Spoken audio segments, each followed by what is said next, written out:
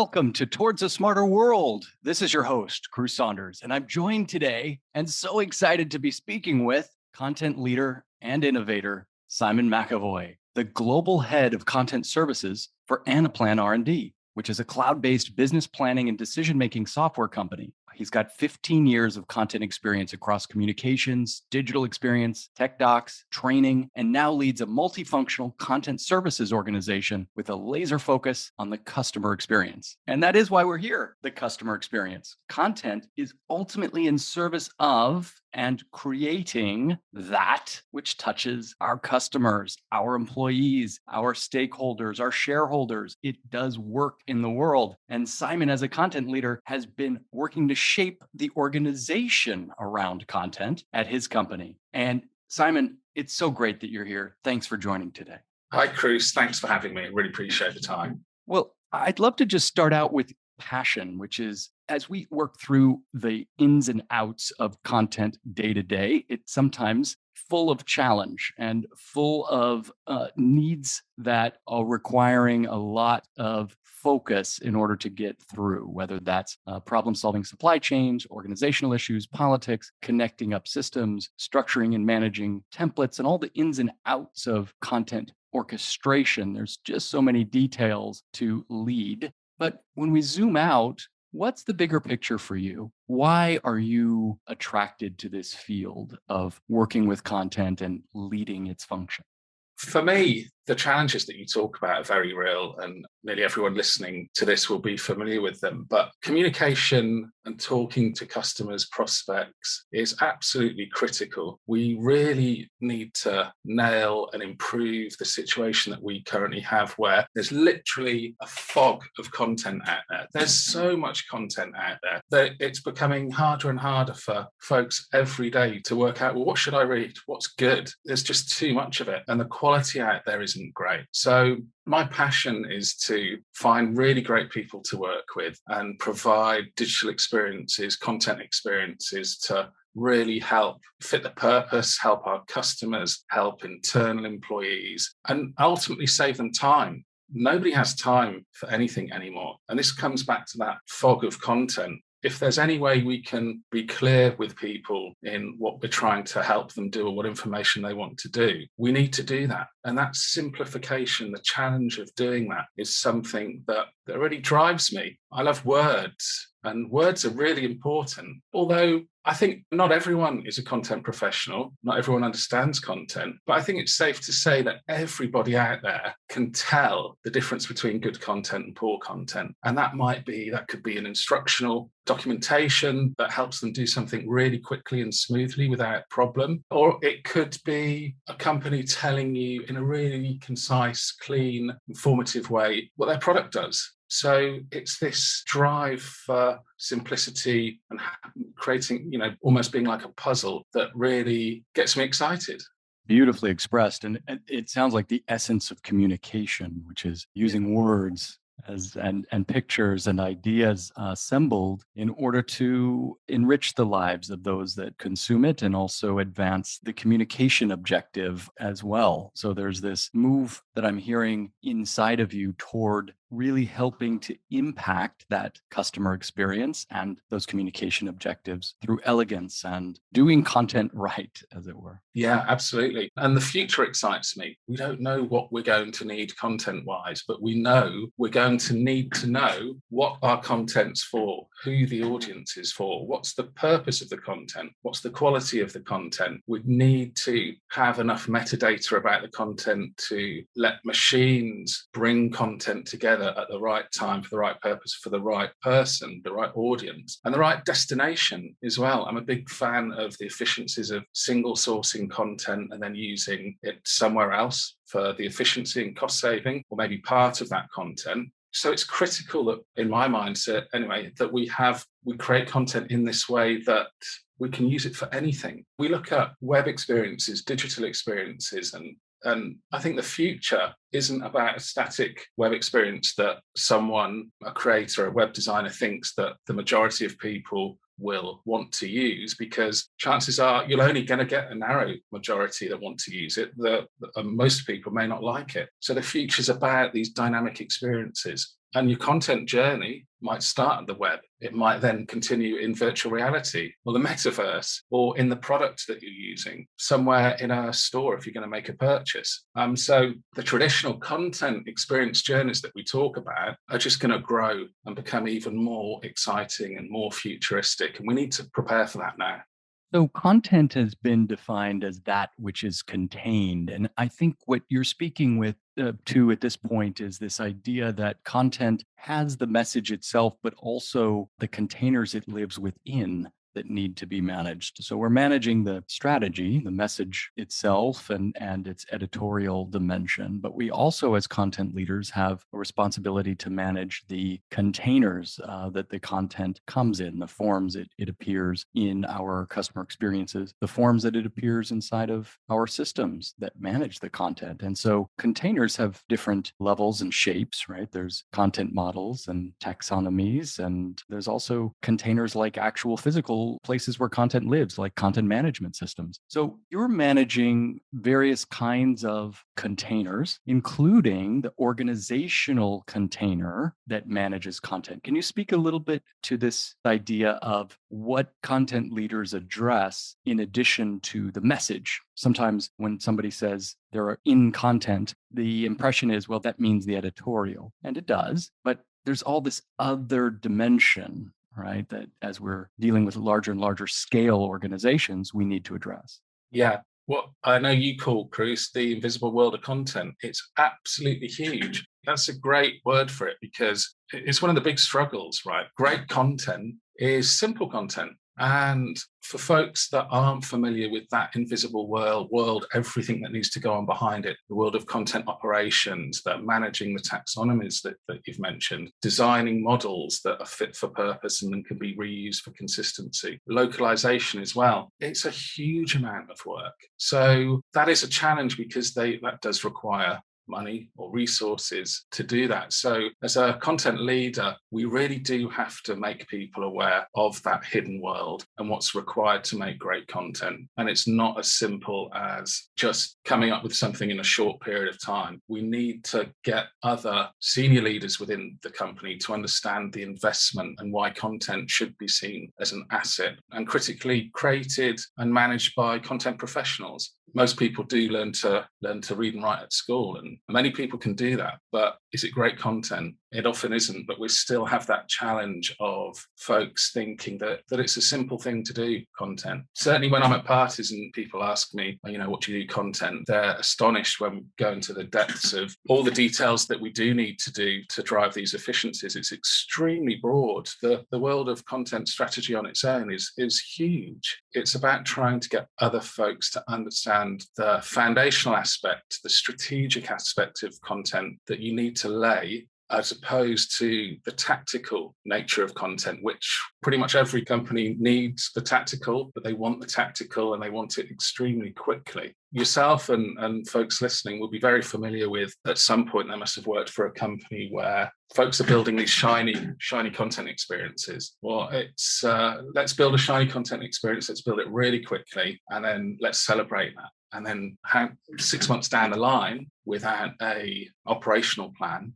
folks start to wonder why the visitor numbers are going down or they're not driving as many conversions. And most of the time, it is that lack of afterthought, the operational angle of content, the maintenance, the ongoing work, the having key resources, the having efficient workflows in place for content creation, having the right technology that's going to scale to develop the experience. Without those things, and it's very common to not have those in place, these experiences just die. And that's such a shame because that's huge investments in content to get that experience there. So it doesn't help content to have that and continue to do that. We need to separate the actual content from itself, decouple it from those experiences so that if we know about the content we've got, and we create intelligent content and this big lake of content, we can spin up different experiences on the fly for very low cost. We have the technology to do it. The content's there. We know about the content. And suddenly you drop that initial investment. You're able to be more agile with the experience. You're potentially able to deliver personalization far more easily and at a lower cost than creating these somewhat static experiences. Wow, you've covered a couple of key business drivers that I think would help executives to want to engage more in investing in the supply chains that handle content. But I'd love to hear more of your thinking and maybe some of your experience, good and bad, challenging and not, the things that have clicked and the things that have been real struggles in your effort to build consensus and interest at the portfolio view of content, looking at content in a bigger lens than a departmental function that is output oriented in a single quarter. Yeah, so it is a challenge to do that. In most companies, you, for good reason, have completely separate functions, and the folks in those functions are, to a degree, siloed in that area. And the thing that I've been driving with my head of content strategy, Lisa Moore, is that advocacy of taking an approach of looking across the entire company. It's really hard to do because unless folks are measured on that sort of breadth, then they're always going to tend to return to focus on the slice of the experience that they are measured on. And, for good reason, folks are in different functional teams to do exactly that, to focus on that area. But for many people, what we're trying to do to make content operations, for example, successful, and certainly my org, content services org, is to get folks to look at the bigger picture, to step up and see the benefits of looking across the journey. Now, many companies will have some sort of customer experience, journey maps and such forth, and many companies are doing a good job of looking into various journeys that maybe from prospect to customer to as how they move through and where content sits. But we're still seeing in many companies completely broken journeys. And these journeys are often hidden. They may require, they'll certainly require turning left, right, and going forward and changing to another site in a journey. So there's almost an unlimited set of paths to follow that most people won't see. And certainly execs won't see that. They'll be focusing on the much higher level. And it's these paths that we need to get right. We need to stop having broken journeys. That's been a big challenge to advocate, to get folks to really, care's the wrong word, because everybody that you speak to, when you speak to about the ideal, I don't think anyone disagrees. Nobody's ever going to disagree about how might you improve the customer experience. But actually within a business, to get folks to support you materially with resources to do things, or perhaps with money, you really do need to seek out those champions at the C-level, unless you're lucky enough to have a chief digital officer or even a chief content officer. So my advice to anyone listening that is having these issues is really find your champions. They will be there, even if they don't have a wide remit. The more champions you can get together, the more that sort of fills the jigsaw pieces of the support that you need. And one thing that I've found is folks like myself and yourself, Cruz, and anybody that sort of supports creating intelligent content, it's really easy for us to, well, certainly for myself, to sort of feel driven to know what we believe is right and what we need to do. But you have to find a way to translate that belief, hunch even, to various of senior leadership in terms of, if we take this approach, what goals from different functions are we going to be able to support? If you do that, then it's going to be a much easier story. And I've certainly made the mistake in the past of, I am very passionate about content. I do firmly believe that the way forward is content operations. It is all about standards, whether it's semantic or structural standards. It is about automating as much as we can to free up content creators to focus on the content and the purpose of the content for the audience. So I've had to take a step back and think, well, not everyone's as passionate about content as I am. But people are passionate about reaching their goals, their functional goals, the goals for the business. So if that's certainly an angle that you need to hit up. And again, I'm very fortunate that I've got a great content strategy team, and they're able to go in and talk to people about, well, if we did this, if we start thinking about content this way, it's going to make you're able to achieve your business goals much more quickly or with better quality, providing a better customer experience. So it can be done. It's just about reframing, like all we do with all content, is it fit for the purpose you're trying to achieve? So look at your C-level individuals, think about what's going to move them, and then tailor your approach about what you want to do with content and how it's going to actually meet their individual goals, and you'll get support. Yeah, that battle is for support is one that sometimes is two steps forward, one step back. And I think with many content champions that we work with, there's an ability to make the case, but there's a distraction that then happens as some progress is made. And then all of a sudden, funding that was there moves along with reorganizations, because cross-functional content teams are not yet normal in the enterprise. I do believe they will become more and more normal, but because it's still novel and new for there to be a content services organization of some kind that is cross-departmental, that is has a portfolio across an organization with multiple department stakeholders, we end up kind of re-justifying as new leadership gets added into the executive ranks. Can you comment a little bit on that forward back movement as you've seen it, and some of what helps keep your head up and keep rolling? Yeah, everywhere I've worked in content, it's been within an organization where content is not the primary focus. So in terms of priority, content rarely makes it to the top of the list because it's not the main functional requirement. So it is very tricky to do that. The changing execs, it's not just changing execs, but changing heads of various other departments. You do find, and I certainly have found, that you are repeating yourself over and over. It will happen that you will have support. You'll put the advocacy, the investment in helping a particular leader in an area. You'll get them on board, and then when they leave the company, you're sort of back to square one, really. And I agree with you. I think the only solution there is when we arrive at the point where content is its own function and across an enterprise with its own roadmap. And that's critical because roadmaps are all about prioritization, and content, same for design as well. They need their own roadmaps. They're equally as important as any other function, whether that's marketing, whether it's engineering, whether it's product. They should be peers, and we're still not seeing that at the moment. But I agree with you, Cruz. I think that's definitely going to come. In terms of keeping your head up and not dying of advocacy exhaustion, now that is a tricky one. I'm not sure I could answer that for everybody. For myself personally, I love playing music, so that always cheers me up.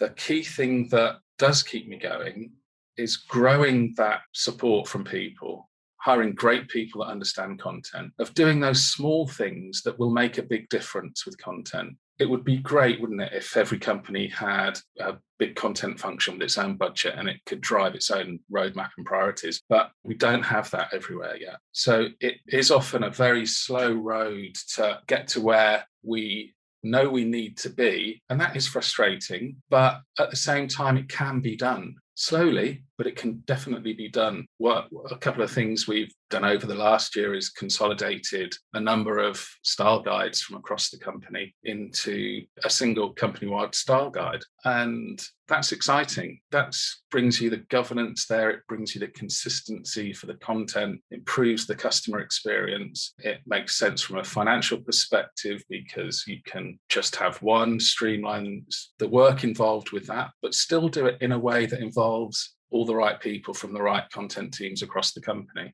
And that's been hard because functional teams will be used to working in a certain way. It might be with a style guide. It might be just coming up with ideas for how they want to do the tone of voice for their content, the ways of working. And some of the concepts that we're trying to bring in with content service organization, content operations model are all about coming up ideally with these sets of standards across the enterprise. And teams, it's only natural. Teams that are working in the way they're working don't really want somebody else coming in saying, hey, well, why don't you work this way? So it's again about that advocacy, about explaining to people, well, if we tried these things, it's going to make everyone's lives easier. And I mean the content creators themselves.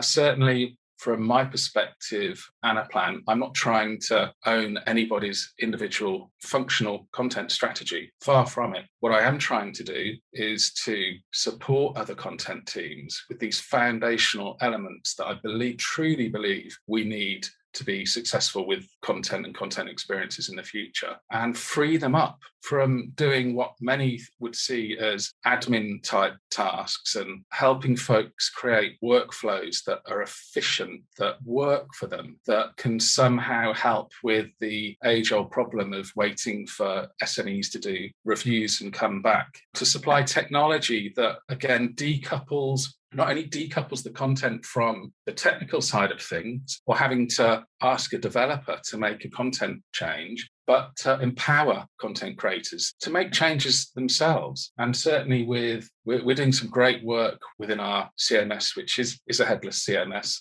and it's all API driven, but we're doing things to empower the content creators to be able to change things. For example, a simple table. We've created a function where within the content model, the content creator could select one of many table styles. And that means they're empowered to do that. They select a different table style in the web experience or wherever that's going to show up. That style will change. And software developer hasn't been involved in that. So it's about removing these elements and areas of friction for content creators across the company to, as I said at the start, to enable them to focus on their key job of creating effective content.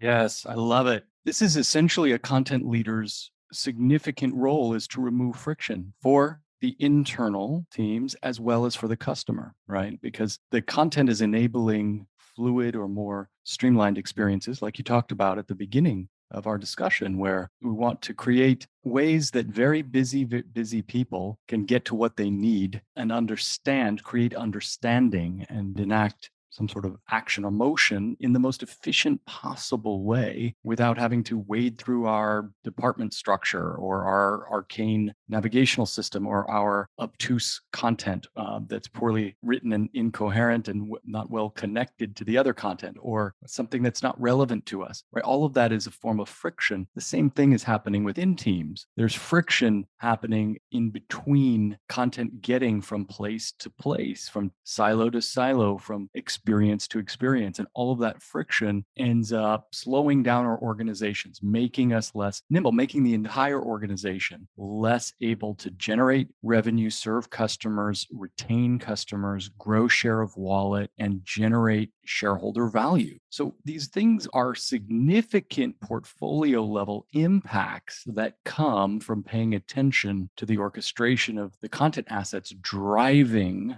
the customer experiences that drive our companies. And that ability that you're describing to connect the dots in a coherent way by introducing systems and patterns, it reminds me of music. It very much reminds me that I don't want to take over anybody's individual content strategy, any one department's content strategy. I want to help them do their job better and remove the friction from those content strategists so that their content can get created according to that strategy, delivered into those systems in a way that's more effective. So as a content services organization, I'm hearing you describe that orchestration function to help music from all the individual players in the orchestra come together in a coherent way. And improvisational music is fine with small numbers of people in small teams serving isolated audiences. But when there's large numbers of musicians with large numbers of pieces needing to perform for many different audiences in many different geographies, you need to standardize things. We need to have a standard around musical theory and what notes we're going to play. And there needs to be orchestration around it in order for all of the pieces to be coherent together. And what's surprising to me is that we're not already at this point. And I think we're going to get there soon, as you and I have spoken about in the past, honest. I think we're kind of at a precipice of this place where content services organizations are widely understood as necessary. But it surprised me how much infrastructure is left to chance around content.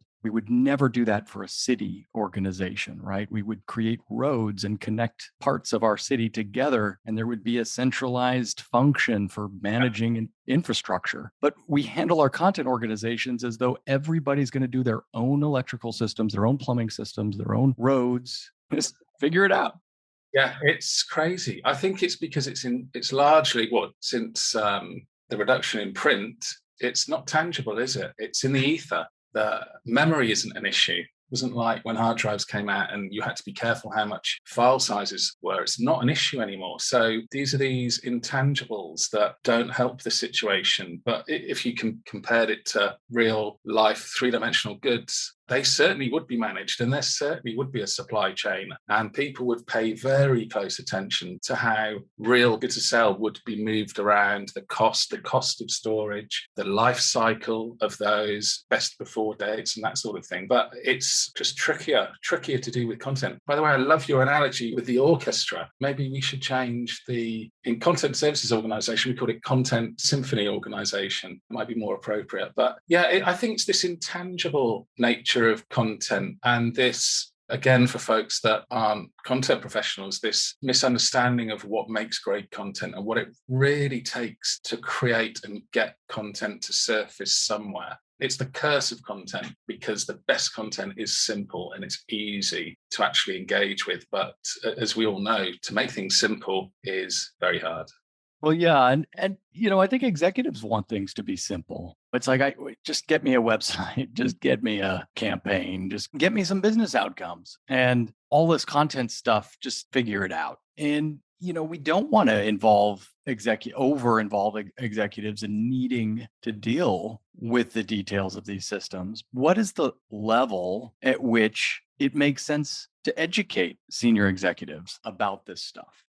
Well, I would advocate for trying to educate and show execs the value of content whenever you can. But at the point you don't get the support that you need, then you only really have one choice, and that is to show by actually doing something, looking for peers in different content organizations within a company and work with them. Very fortunate, we have a wonderful partnership with our community team at Anaplan, and the leadership, the entire team, are totally open to the ways of thinking about content, the modern approach, and of sharing foundational aspects, working within a shared taxonomies, for example. So it's finding those people that will support you and building on that, because like anything, the more people that support you, the more people they can then go and explain and advocate on your behalf. So yeah, that's the way to do it. And that will filter up through the different teams who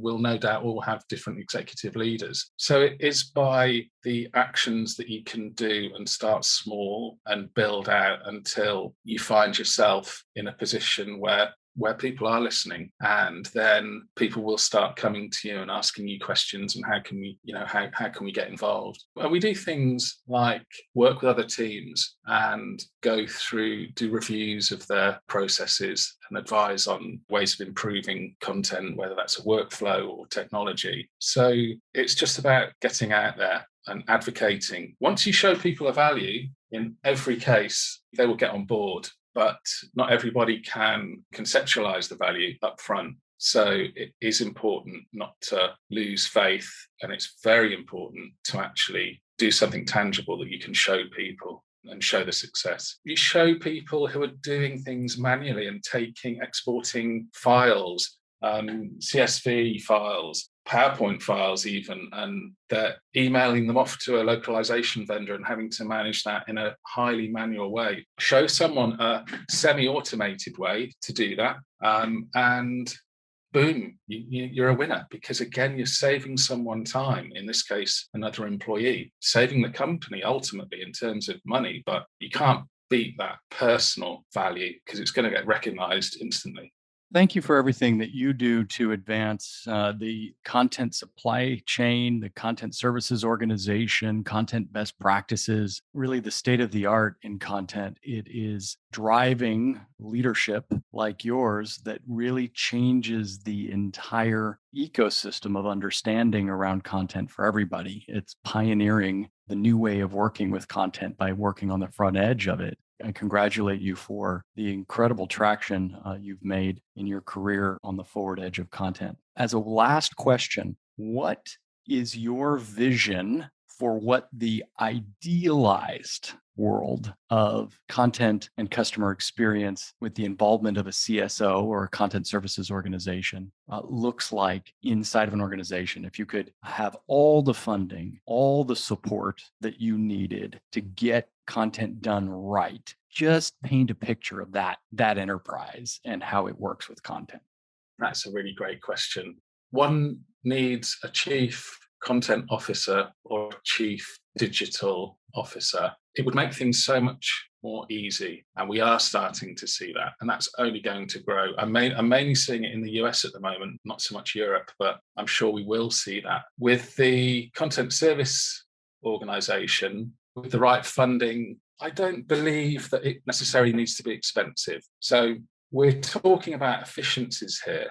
The level of investment is important. You need people. We've proved this that in the last year, after hiring my head of content strategy, the advancements we've been able to make in just over a year with one person dedicated and focused on driving the vision forward has been immeasurable. So yes, there is an investment element. We can't do things for free, or we can't do things without people. But it's about the recognition from an enterprise at the highest level that content is the experience of that company. It is the customer experience of that company. And it's absolutely critical in every aspect of the company. It includes the brand, the value. You're talking directly to individuals in a world where you rarely talk to a company anymore. The only talking and interaction you're doing is with their content, and folks are starting to see this. So content does deserve to be its own function. It really does, and have that priority because it's key to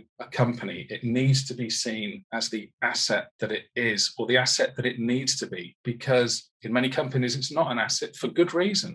Content's poor, the experiences are all broken, inconsistent experiences. You feel like you're talking to completely different organizations within a single organization. There is no unified experience. There needs to be, and if you get it right, if you provide that unified experience, if you're able to drive efficiencies with content in an agile way and deliver these perfect experiences for prospects, customers, internal employees, then all it takes is that level of recognition and the buy-in from a company that this is something that we need to value, and value it as an asset, and get the buy-in automatically from other teams, so that where folks are trying to drive the content vision from the bottom up aren't going to die of that advocacy exhaustion.